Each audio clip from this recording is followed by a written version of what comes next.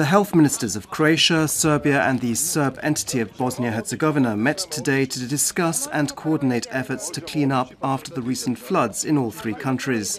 Croatian Health Minister Rajko Ostojić confirmed the plan to take joint action to prevent any outbreak of infectious waterborne diseases, stating that 18,000 hectares in Croatia would have to be disinfected from the air, while Serbia had 47,000 hectares, the Bosnian Federation had 20,000 and the Bosnian Serb entity probably had the same.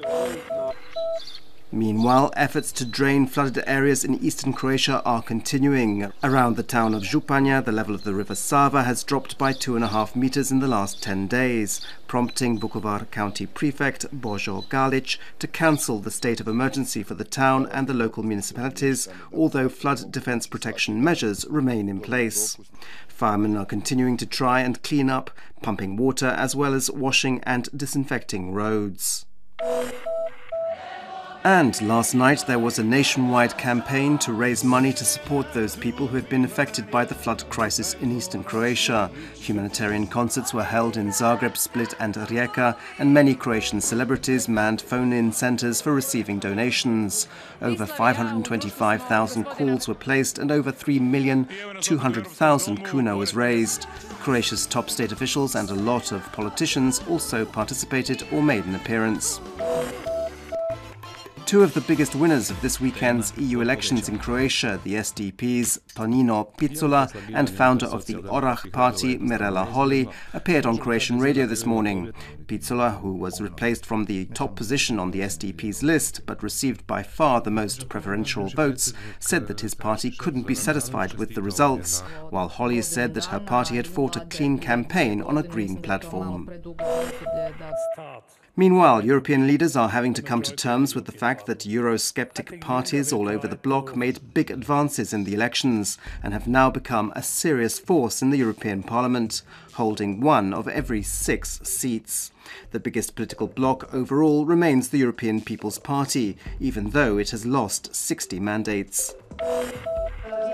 Speaking at an investment conference yesterday, Deputy Prime Minister Branko Grčić emphasized that Croatia was not in danger of budgetary bankruptcy.